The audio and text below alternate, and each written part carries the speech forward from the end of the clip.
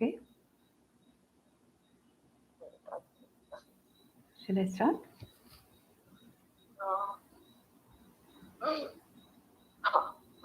Okay. Yes, Pachi. Okay. Thank you.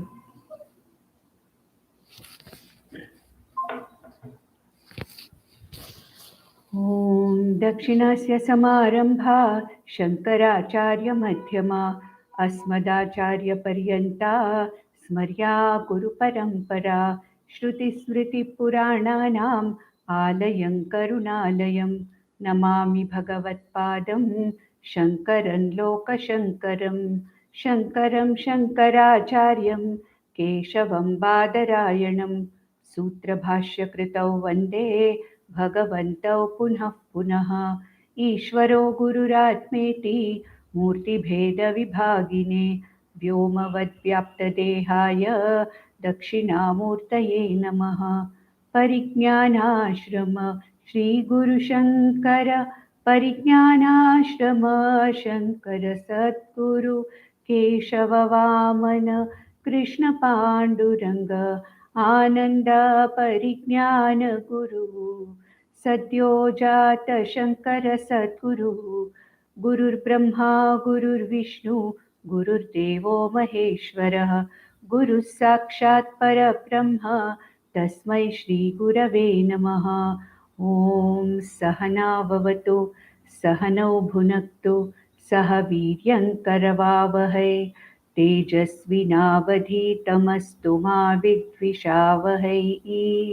ॐ शान्ति शान्ति शान्तिः। You all must have observed in the last 3 years that we have been taking these classes or these sessions on Wednesdays. Every session of ours starts with Dakshinasya Samarambha Shankaracharya Madhyama Aspadacharya Paryanta Smarya Guru Parampara. The same thing is told or the same thing is chanted with a little difference in almost all the Vedanta classes. Whenever Vedanta is taught, wherever Vedanta is taught, the Guru and the Shishya together chant this similar one, shloka, or this kind of dhyanam, where Shri-Dakshinamurti is remembered. Sadashiva Samarambham Shankaracharya Madhyamam Asmadacharya Paryantam Vande Guru Parampara. The same thing which we are also chanting in the beginning of any session, we are chanting this. Now, Vande Guru Paramparam, this Guru Paramparam I surrender to, I revere, I fall at the feet of, I do namaskara to this Guru Parampara. And where has it started? This Guru Parampara has started from none other than the Adi Guru, who is considered to be Dakshinamurti.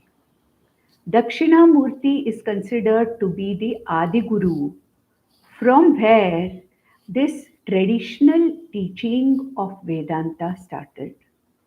And then it is said that all the others, the other gurus whom I come across in this entire parampara are all links in this parampara. So I remember 3 important links. Sadashiva or Dakshina Samarambha or Sadashiva Samarambha.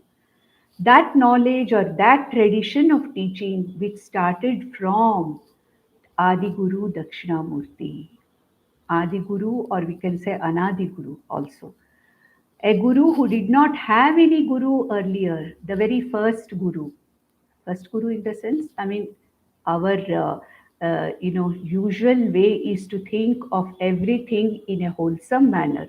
So Adi Guru is the one who did not have a guru for himself. So that means what? Ishvara himself or Paramatma himself or Brahman itself manifested in the form of a guru to start this tradition of teaching Vedanta, the traditional teaching of Vedanta. And therefore, this guru, the one who really started this from where it started, Sadashiva, or Dakshinamurti. Then we remember Shankaracharya somewhere in the middle, another very strong link which connects various acharyas between the Adiguru Dakshinamurti, and then the third one, the third level I remember is Asmat Guru, Asmat Guru Paryantam, my Guru Paryantam, Vande Guru Paramparam.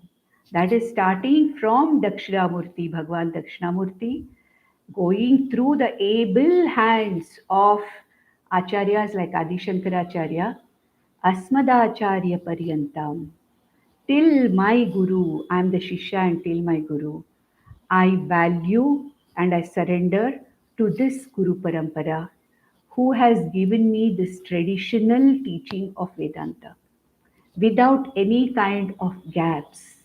I have received it in a very, very sampradayic way or in a manner in which it was given exactly to my Guru by his Guru, and so on and so on and so on. And it goes up till the Adi Guru, that is Bhagwan Dakshinamurti.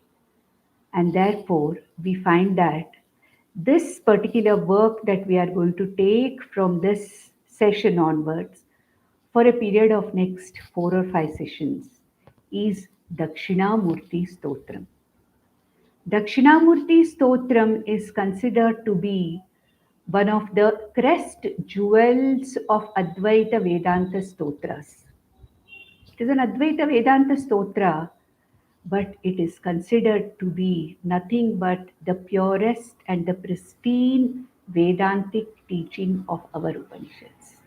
The absolute central core of our Vedantic teachings.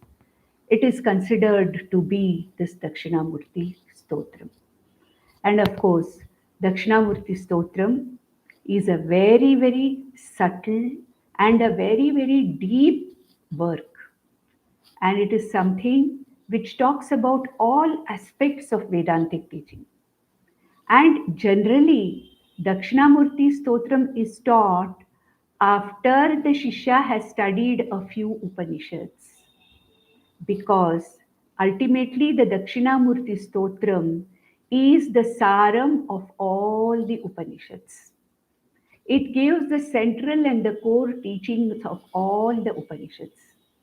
And therefore, it is always expected that the listener or the Shishya will get the full benefit of Dakshinamurti Stotram if he or she has already gone through at least a few Upanishads.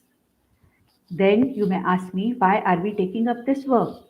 Because we have studied Viveka Chudamani, in which we have studied almost the entire Vedantic teaching as given by Adi Shankaracharya himself. We have studied the Kathopanishad also, though an entry level, an Upanishad which is taken initially in the first 2 or 3 Upanishads taken for an Upanishadic student. What we have studied in the Kathopanishad is sufficient enough for us to understand the important Vedantic truths or the central teaching of Vedanta that comes in most of the Upanishads. This exposure to the Upanishad is already there for us in the form of Kathopanishad. We have already studied the Bhagavad Gita, we have already studied the Viveka Chudamani, and in the last few sessions, we have already studied quite a few Advaita Parastotras of Adi Shankaracharya himself. And therefore, when we talk about or when we are dealing with the Advaita Stotras of Adi Shankaracharya, it is not possible for us to leave Dakshinamurti Stotram. And though it is a difficult work, though it is a very, very subtle work, it can be interpreted at a easier level also. And I hope and pray that with the blessings of our Guru Parampara and all my Gurus, I will be able to communicate this Dakshinamurti Stotram to the best of my ability so that most of us can grasp at least the basic meaning of most of these terms or most of the whatever has been told, so that Dakshinamurti-stotram can initiate in all of us an interest to study more and more Upanishads. Therefore, Dakshinamurti-stotram can be taken as a crest jewel in the teaching of Vedanta. Now, what is this work called Dakshinamurti-stotram? Who is the author of this text? And how has it been commented upon? What is the importance of Dakshinamurti-stotram for a Vedanta student? Let us briefly go through all these things because it is very essential initially to understand why we are studying the Dakshinamurti-stotram. As already explained, Dakshinamurti-stotram is widely considered to be a work of Adi Shankaracharya Acharya. Adi Shankaracharya. Of course, there are many scholars who say that it's not a work of Adi Shankaracharya, but it doesn't matter to us. We accept, like many of the other scholars, that Dakshinamurti-stotram is a work by Adi Shankaracharya. Adi Shankaracharya has written, in beautiful verses, which are about 10 verses totally, in which the entire core teaching of Vedanta, whatever it may be, has been communicated. And of course, there are commentaries written on Dakshinamurti Stotram. The most important of the commentaries or bhashya is Vartika. It's called as a Vartika, written on Dakshinamurti Stotram, is by none other than the Vartikakara Sureshwaracharya, who is Adi Shankaracharya's one of the four best shishyas of Bhagavan Adi Shankaracharya. And he has written a commentary called as a Vartika of about 150 verses on Dakshinamurti Stotram by the name Manasollasa. Manasollasa is the work done by him. Then there are some other works written by other acharyas also. We don't have to worry about it. And then this Dakshinamurti Stotram has 10 verses in the core teaching of Vedanta, but it has got about 6 to 7 dhyana shlokas and introductory shlokas written by other acharyas. The dhyana shlokas, the introductory shlokas, which we are going to see, are not a part of the Dakshinamurti Stotram. They are the verses or the shlokas which are added by other people like Sureshwaracharya. Some of them have been taken from Acharya Sureshwaracharya's Manasollasa also. So the first three verses and a few other dhyana shlokas are meant for the upasana or meant like we do any other dhyana shlokas. Like in Bhagavad Gita, we have already seen that the dhyana shlokas that we studied or chanted in the beginning of Bhagavad Gita are not really a part of Bhagavad Gita. These dhyana shlokas were added later by an acharya called Madhusudana Saraswati. We have seen that. Similarly, Dakshinamurti Stotram also has initial about 6 verses, the dhyana shlokas or the introductory shlokas, which introduce us to the work, and actual work of Dakshinamurti starts a little later. And as students of Vedanta, to invoke the grace of Lord Dakshinamurti, it is very necessary for us to even study these dhyana shlokas. Now, this Dakshinamurti Stotram is not only a stotra, but it is considered to be a Prakarana Vedanta Grantha or a Vedanta Prakarana Grantha. Just like we saw Viveka Chudamani, like Tattva Bodha or any other Prakarana Grantha, Dakshinamurti Stotram, though it is a very small stotra containing only in actuality only 10 verses, but this whole work of such a small work is considered to be a Vedantic Prakarana Grantha. In its entirety, it is considered to be a Vedanta Prakarana Grantha.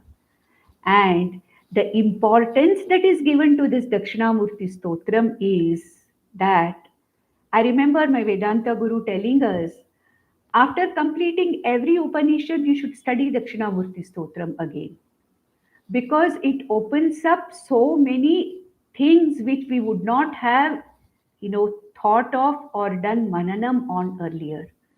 With the study of every new Upanishad, every time Dakshinamurti Stotram is studied, the Madanam becomes deeper, the understanding becomes deeper, Nididhyasana and understanding becomes deeper.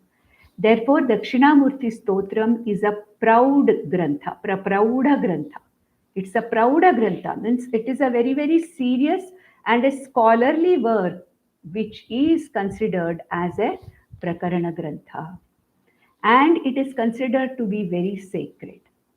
How it is considered to be sacred? That before the Acharya in the typical Vedantic schools, in the schools of Vedanta or Vedanta centers where Vedanta teaching is going on, before Brahma Sutra teaching is started, before Brahma Sutra teaching is started, what is done is, at the beginning of every class, the Dakshinamurti Stotram is chanted. And at the end of the class, at least one shloka from the Dakshinamurti Stotram is chanted. I have seen this in the Gurukulam. The entire Dakshinamurti Stotram is chanted, after which the Brahma Sutra class begins. And at the end of the session or class, again the Dakshinamurti, either in full or at least one verse every day after the class is chanted. And with every verse, there is a namaskara offered to Lord Dakshinamurti, asking for the grace of this Dakshinamurti to give my buddhi the capacity to absorb what is being taught in the bhashya. This is the importance of Dakshinamurti Stotram. It is nothing but a very, very proud, means it is a very, very detailed, a subtle, and a very deep Vedanta Prakarana Grantha. Maybe it is a small Grantha, but it is a very, very deep Vedanta Grantha. It is a Prakarana Grantha, and it has to be understood very clearly, where we have really understood what exactly is the saram of all the Upanishads that are taught to us. Then, if this is only a Prakarana Grantha, in that case, why is it called a Stotra? Because Dakshinamurti Stotram can be used for Upasana, for worship of Dakshinamurti as Jnana Pradata, as a one who gives me Prajna and Medha, Medha and Prajna, knowledge and the capacity to understand, retain, and recall this knowledge, the capacity to internalize this knowledge. And therefore, as Upasana also, Dakshinamurti is worshipped. And therefore, here the Dhyana shlokas and other shlokas are chanted even without knowing the meaning. They can be chanted as a form of offering a prayer or as a upasana. Now we should know what is the meaning. What is the meaning of Dakshinamurti? Murti means a form, an akara, a form. Murti means a form. A form which is facing Dakshina. Dakshina Abhimukha. That means the one, a form which is facing the south and giving this particular knowledge. Dakshinamurti. What is the knowledge that Dakshinamurti is giving? It is said that Brahmaji, that is Lord Brahma's Manasaputras, Sanakadi Manasaputras of Brahmaji, and Narada and many other rishis actually went to Dakshinamurti to get this knowledge. It is, the story says that when Lord Brahma wanted to populate this whole universe, this Jagat, The first four were his Manasaputras, which were born Sanakadi, Sanat Kumaradi, Sanakadi. There are four of them. At that time, when they were born, immediately they chose the Nivritti Margam and wanted to get this knowledge and approached Dakshinamurti for this knowledge. And who is Dakshinamurti? Nothing but the manifestation of Lord Shiva. Dakshinamurti is a manifest form, one of the forms of Lord Shiva, who is, this form is particularly dedicated to the beginning and teaching the, the tradition of Vedanta.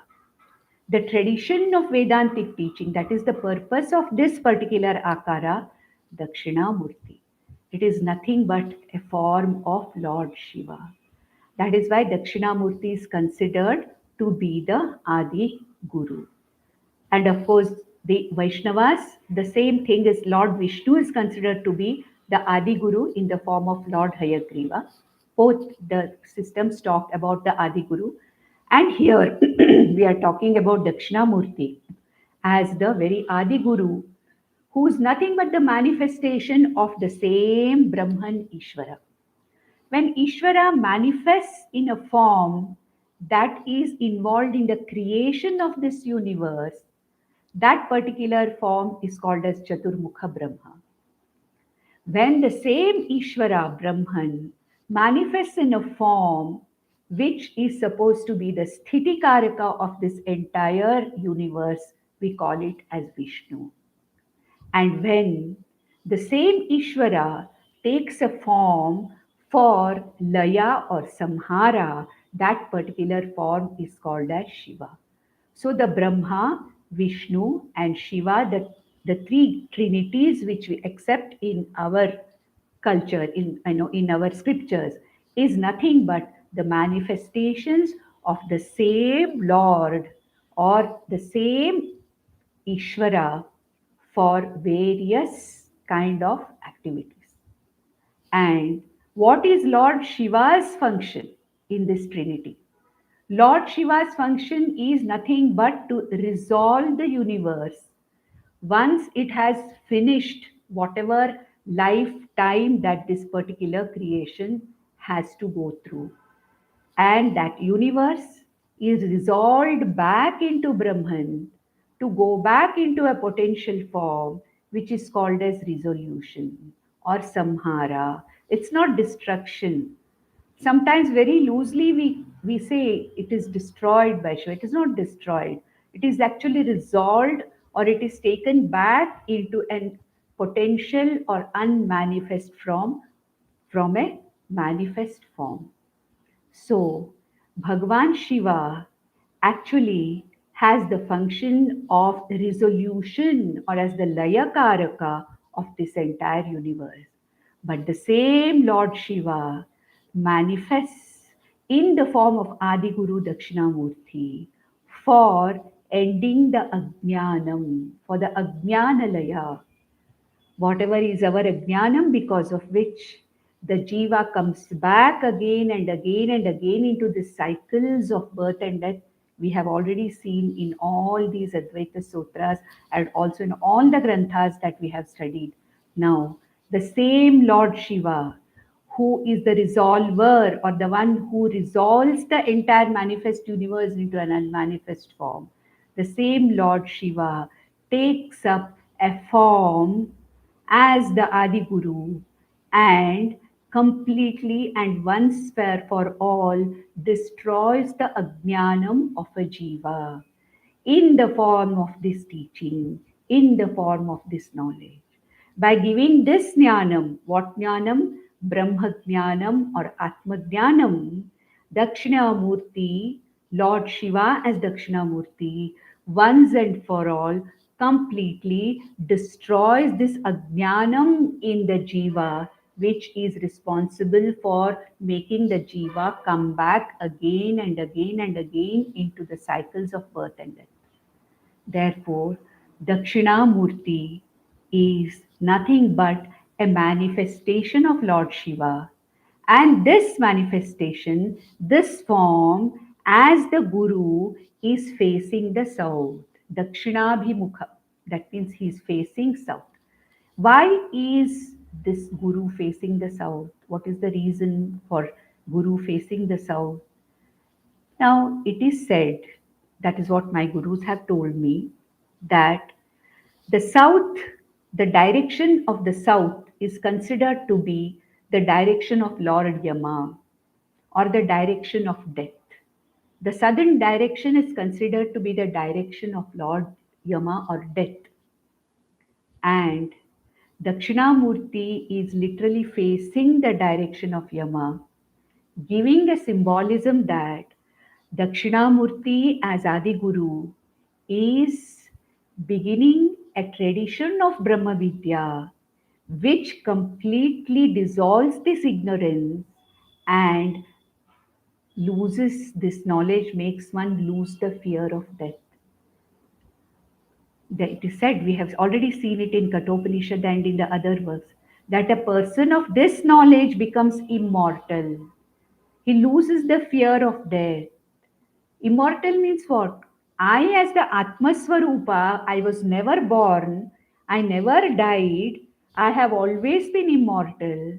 What is immortal is the incidental anatma. When I understand this knowledge, which we have already seen in several texts, here it is said that it is this knowledge alone which can destroy the fear of death.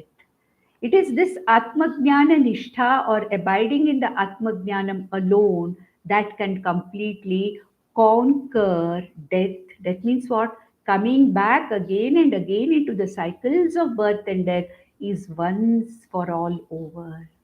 This is the significance and symbolism of Lord Dakshinamurti facing the south as a conqueror, Mrityunjaya, as a conqueror of death.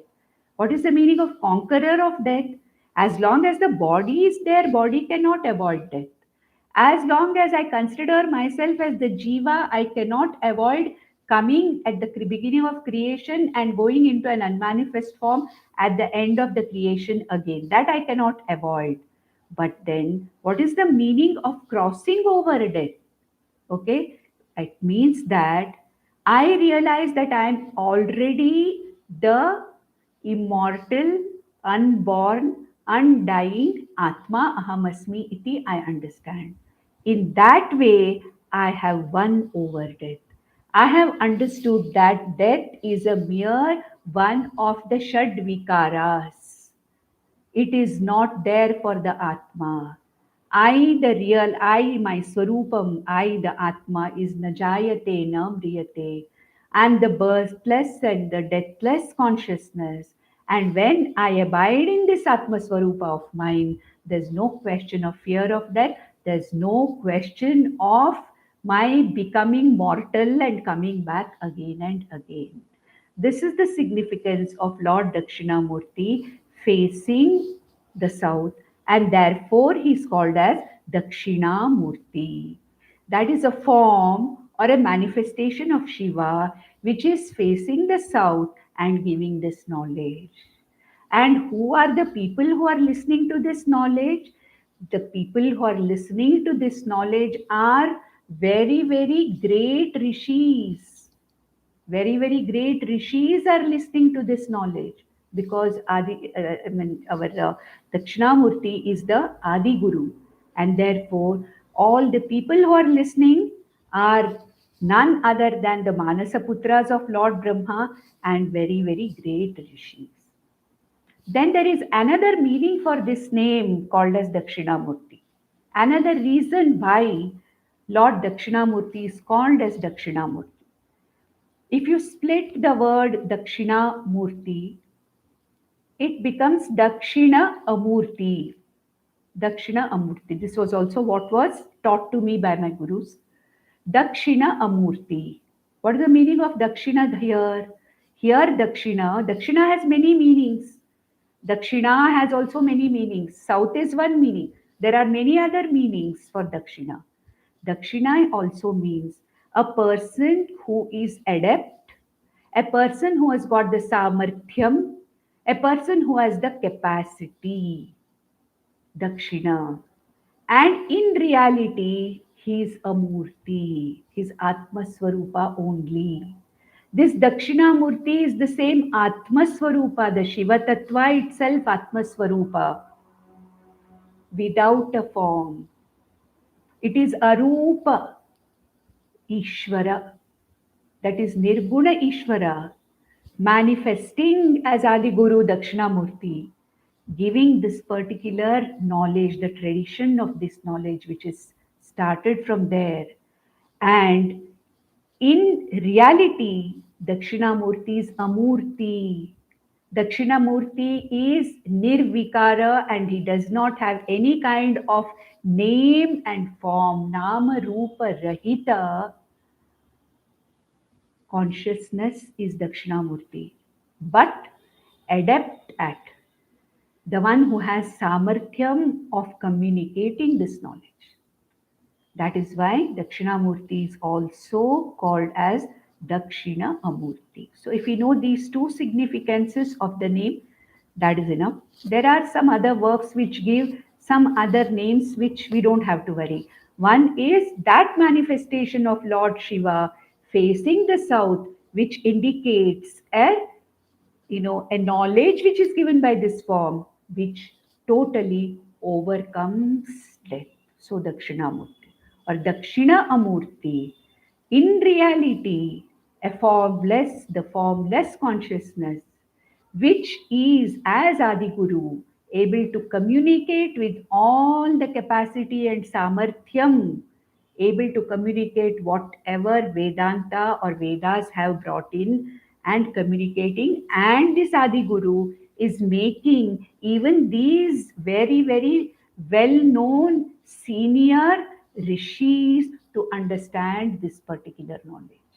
This is the meaning of Dakshinamurti. And then we have to understand that if that is so, we also find, you may find that why am I talking about all these things? Because if we know these things, it makes the study of Dakshinamurti-stotram much more meaningful because we have got the basic idea of what is the meaning of Dakshinamurti, who has written it, how it has come about, what is the importance of this text. And if it is a pure Prakarana Grantha, why is it in a stotra form? I said it is in a stotra form because even without going into the Atmajnana, the mere chanting of the stotra is sufficient enough for a sadhaka to get the grace of Lord Dakshinamurti, to get the grace of Lord Dakshinamurti.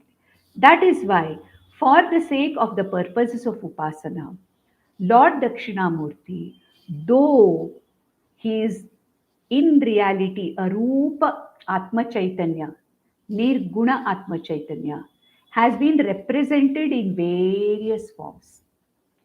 Pictorially also, we have pictures of Dakshinamurti in various forms, represented in various forms. We have got small sculptures like I have seen it in somebody's house, that Vatavriksha and Dakshinamurti sitting under that. And so there are small miniature sculptures also where Dakshinamurti is represented in a certain way. And of course, we have Dakshinamurti represented in as murtis in different temples for the sake of worship. Most of the Vedanta teaching centers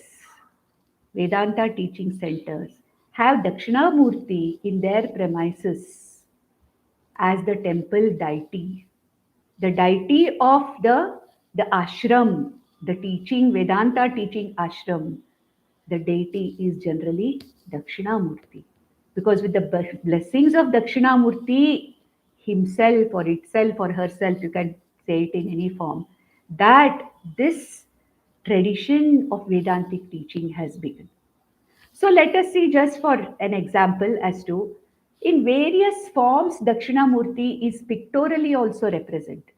I'm sure we have all seen in on the books, on the covers of the books, Dakshinamurti. On calendars we have seen. In our own homes we have seen photographs of Lord Dakshinamurti. And how is Lord Dakshinamurti represented? Of course, we see him sitting under a Vatavriksha, under a banyan tree, a huge banyan tree he's sitting. Sitting under the banyan tree means he's sitting on the, floor below a huge spread of a banyan tree. And then we see that there are a lot of old looking, aged shishas sitting around him, surrounding him, and looking towards him for this knowledge. And how is Lord Dakshinamurti himself represented in these pictures and in these small miniature sculptures or in temples, murtis? How is Lord Dakshinamurti represented?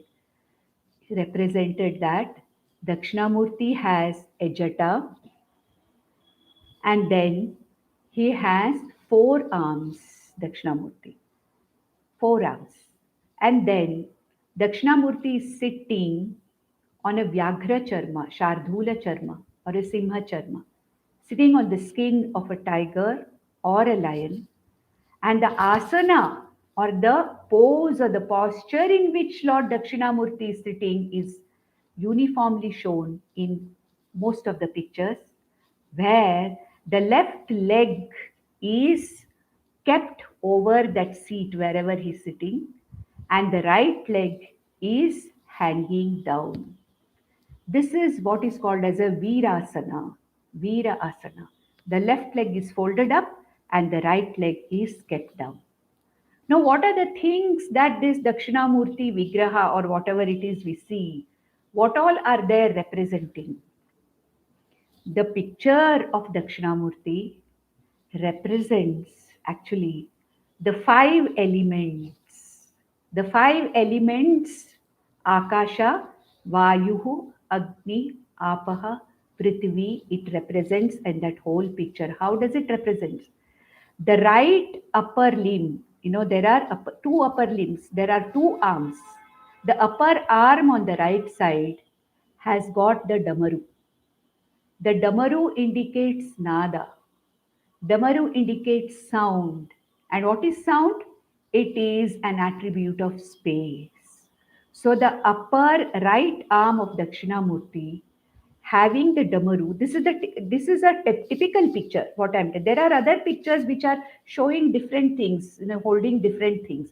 But this is a typical picture where the Damaru is held, which indicates the Akasha Tattva or Akasha as the one of the elements which is talked about it. Then Vayuhu, his jata is there flowing down like this, and it is held tightly by a kirita, Vayu Tattva. Okay, the Panchamahabhutas Vayu is talked about in that form. Akasha Vayuhu Agni. In the left side, on the left side, the upper arm on the left side, we see the flames of Agni. Again, it indicates the third Panchamahabhuta Agni. Some people, interpret it in a different way. They say this Damaru indicates Nada, and that the fire principle on the left side, which you see flames of fire, represent a flame of knowledge, but it represents the five elements. Akasha is over, Vayu, then Agni, the upper left upper arm. Then there is Ganga flowing in the jata of Dakshinamurti, the water principle. Then the Prithvi principle is the entire body of Dakshinamurti that is seen is the Prithvi principle. Then what else does he have in the other two arms, the lower arms? The right lower arm is showing the Chin Mudra. Chin Mudra is this where that is Angushta Tarjani Yoga, it is called as. When the Angushta and Tarjani are brought together in a circle, this particular mudra is called as a Chin Mudra or a Jnana Mudra, which indicates the crux of the teaching of Vedanta, which is nothing but Jiva Brahma Aikya. Brahma Jiva Aikya. Jiva Brahma Aikya is indicated by this mudra. or this particular symbol. And all the Dakshinamurti representations pictorially or in stone or whatever have this Chinmudra compulsorily. The right lower arm shows this Chinmudra. The left lower arm shows a book, or I know what you call as the written whatever it is, pustaka. The pustaka is shown. The pustaka is shown. Pustaka represents all types of vidyas, paravidya and aparavidya. So the four arms are showing, but the upper two arms are showing two of the elements, two of the Pancha Mahabhutas. The lower arms, one is showing the Chin Mudra, which is the teaching of the Vedanta, which is going to be talked about by Dakshinamurti in the form of Jiva Ishvara Abheda, in the form of Chin Mudra, and the left lower arm containing Pustaka, which stands for knowledge, all knowledge, Paravidya, that is Brahma Vidya, as well as Aparavidya, Laukika Vidyas, all kinds of Vidyas. Any Vidya, Dakshinamurti is invoked as a guru of all the types of Vidyas as the Adiguru. Then, of course, we have seen that the right leg is actually dangling down, and we find an Asura, Apasmara Asura is there under the feet. In the sense, Lord Dakshinamurti is keeping his right leg on this Asura, Apasmara Asura, which indicates that Lord Dakshinamurti is in control of delusion and ajnanam. This apasmara asura represents delusion of a jiva, ajnanam of a jiva. And Dakshinamurti, the very abode of knowledge, the very source of this knowledge, is literally keeping this ignorance and moha or delusion, called asura, asura called delusion and ajnanam under the feet. And he's supposed to be wearing a charma, gaja charma or shardula charma, but sitting on the skin of a uh, tiger or a lion, which means that he's beyond himsa. It is one of the things of one of the symbolisms of a guru, the one who has gone beyond himsa, shows ahimsa as his main thing there, as what he values.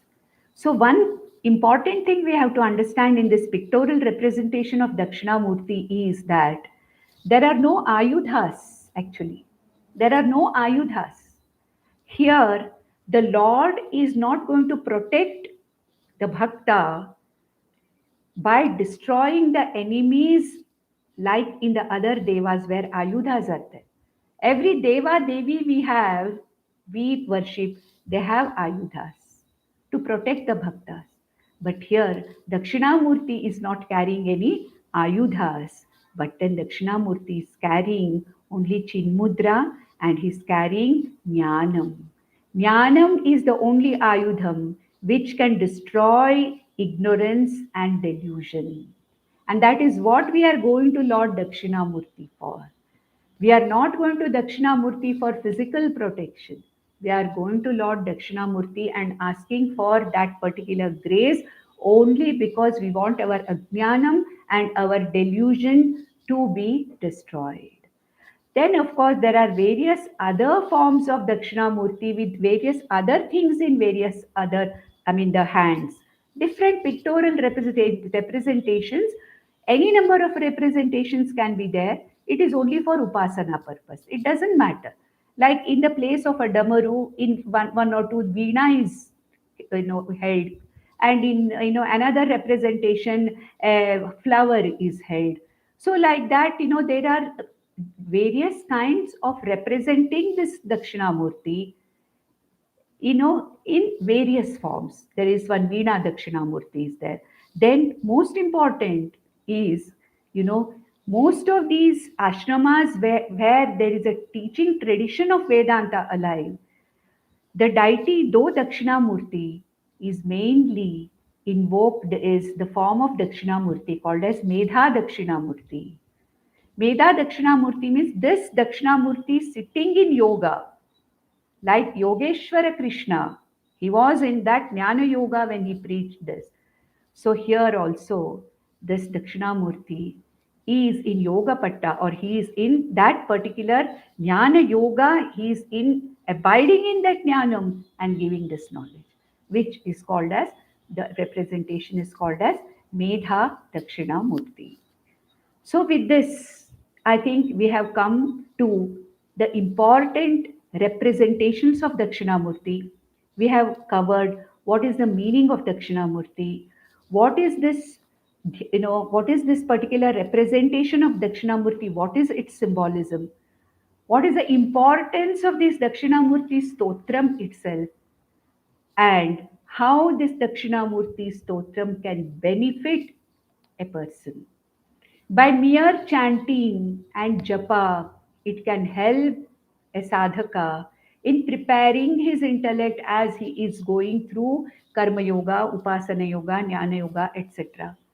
At the same time, as a jnana yoga, this Dakshinamurti Stotram can form an excellent material to understand the teachings and the central core teachings of all the Upanishads. With this introduction, I know it was a very long introduction, but I felt it was necessary to talk about these things so that we don't straight away go into the Dakshinamurti Stotram.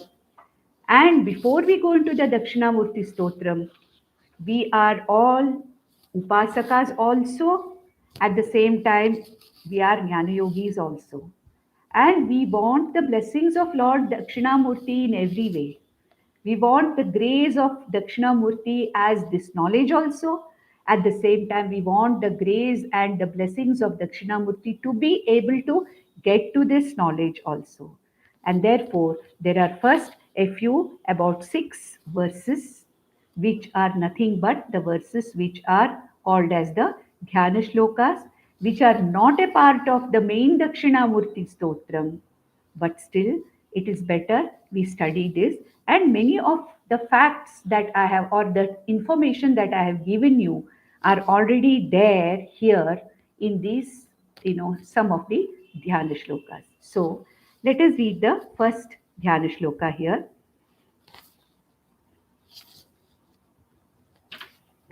This is said to be taken from Acharya Sureshwara Acharya's Manasollasa, that's what is said. So he says this Dhyanam, Om Maunavyakhya Prakatita Parabrahma Tattvam Yuvanam Varshishthante Vasat Rishi Ganaihi Avritam Brahmanishtai आचार्येन्द्रं करकलितचिन्मुद्रमानन्दरूपं स्वात्मा रामं मुदितवदनं श्रीदक्षिणामूर्तिमीडे. Dakshinamurtim ide, the last word. I worship or I prostrate before Lord Dakshinamurti. Dakshinamurtim ide, I worship. Who is this Dakshinamurti? The explanation of what is Dakshinamurti, the appearance of Dakshinamurti, the surroundings of Lord Dakshinamurti are being talked about here. So, who is this Dakshinamurti? He says, Om, as it starts with Om.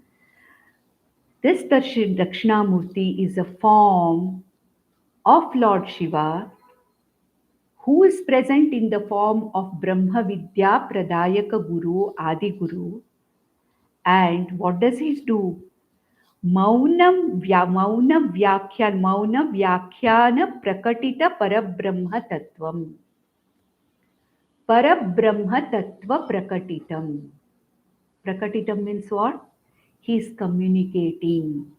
He is opening up and keeping it in front of those people who have come to listen to him. What is that? Parabrahma Tattvam.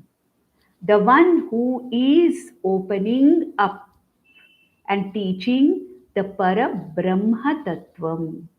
What is Param? Infinite. The infinite Brahma Tattvam. What is Brahman? That Tattvam which is the content of everything in this universe. That Brahma Tattvam, the infinite Brahma Tattvam as to what it is, the one who is Prakati Karoti, or the one who opens up this Parabrahma Tattvam. How? Vyakhya, by Vyakhyanam, by a proper explanation. What kind of an explanation? Maunam Vyakhyanam. Maunam Vyakhyanam. Now, what does this mean? That means silently, in silence, Dakshinamurti is conveying or communicating this Parabrahma Tattvam. This is what we understand by looking at this particular term. But we have to understand one thing. Can any Vyakhyanam or can any communication, especially the teaching of a particular subject, whatever it is, whether it is Brahma Jnanam or any other Laukika Jnanam, can it happen silently? The teacher may be able to communicate silently, but can the Shishya be capable of receiving this teaching? So, what is the meaning of Maunam Vyakhyanam? We have to understand very clearly.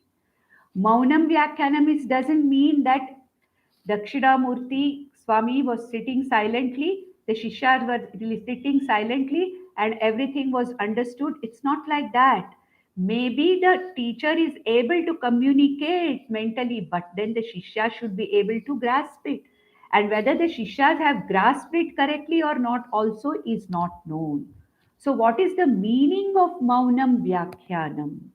The meaning of Maunam Vyakhyanam is that this Brahma Tattvam is not objectifiable. This Atma Tattvam, Brahma Tattvam is not available for objectification. And therefore, it has to be explained by using what is called as a implied meaning or a Lakshana Vritti. Vachyartha of Brahman and Atma cannot be explained because Atma or Brahman is pure consciousness which is not an object of my perception, and you cannot directly describe something which is not an object of my perception. What is this Brahma Tattvam? It is me, this consciousness. It is that consciousness which is there as the content of everything in this Jagat. It is the very subject consciousness. It cannot be described with any words. We call this Shabda Pravritti Niyamani. That means what?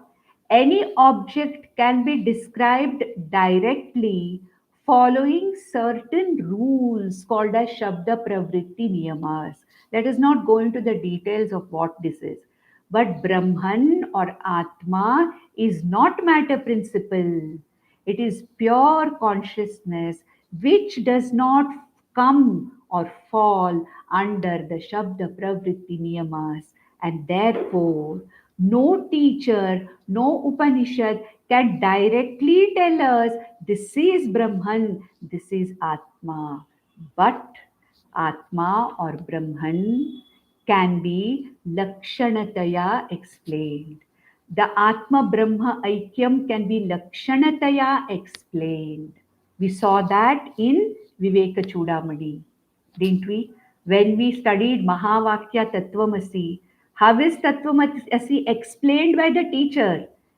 We saw three Lakshanas: Jahati Lakshana, Ajahati Lakshana, and Bhagatyaga Lakshana.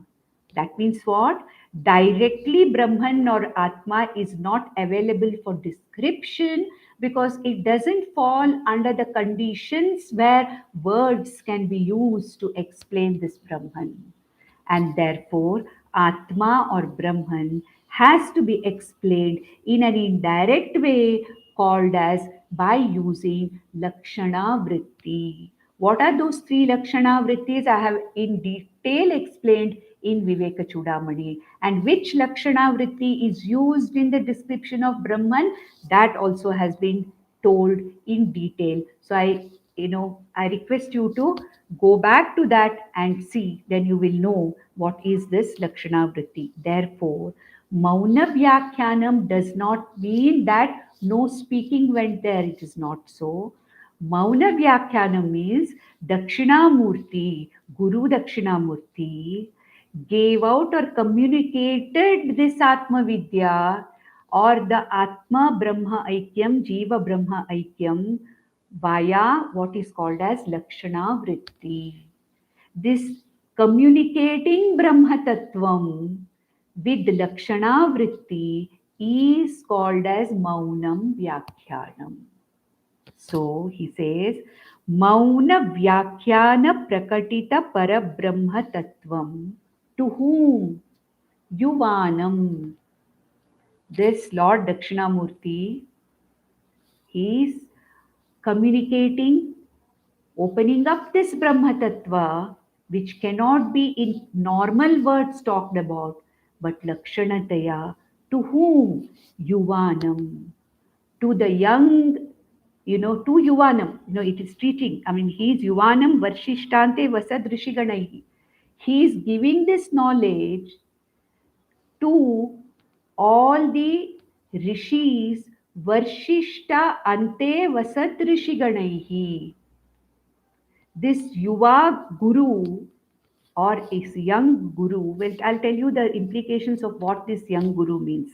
Parabrahma Tattvam वर्षिष्टान्ते वसद ऋषिगणैः ब्रह्मनिष्ठैः आवृत्तैः ब्रह्मनिष्ठैः. The Brahmanishtas, already mature rishis, fit for this knowledge, old in age, are sitting here. And who is the one who is teaching? It is the Yuva Dakshinamurti. Why Yuva? Nityah Shashvatah Puranah. This Atma Tattvam, this Dakshinamurti, ever young, a young Guru is teaching this Brahma Tattvam Prakati Karoti, Varshishta, very, very exalted scholars, Antevasad Rishiganaihi Avrittaihi.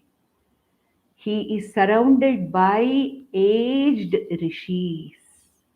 Of course, I think the time is getting present, but we'll do it in the next session also. So this is the Lord Dakshinamurti's picture.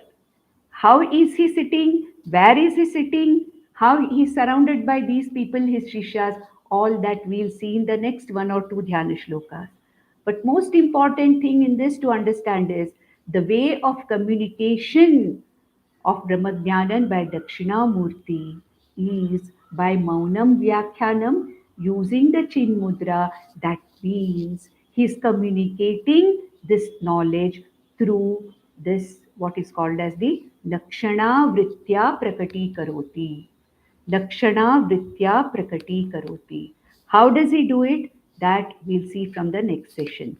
And I'm going to take Dakshinamurti-stotram in a very slow manner because this is something which we have to understand clearly. And to understand this clearly, we have to go back to a lot of things which we studied in Vivek Chudamani and Katopnishad, etc. Of course, I'll try to make it as simple as possible. Though the verses can be explained from different points of view, I'll try to stick to one point of view which is very easily understandable. And we'll take it very, very slowly. Let us not hurry up. Even if it takes 5 or 6 sessions, it does not matter. Let us enjoy this great and deep, Praudha Prakarana Grantha of Dakshinamurti-stotram. ॐ नन्दन्तु साधका सर्वे विनश्यन्तु विदूषकाः अवस्थाशाम्भवी मेस्तु प्रसन्नोऽस्तु गुरुः सदा सर्वे भवन्तु सुखिनः सर्वे सन्तु निरामयाः सर्वे भद्राणि पश्यन्तु मा कश्चित् दुःखमाप्नुयात् ॐ शान्ति शान्ति शान्तिः.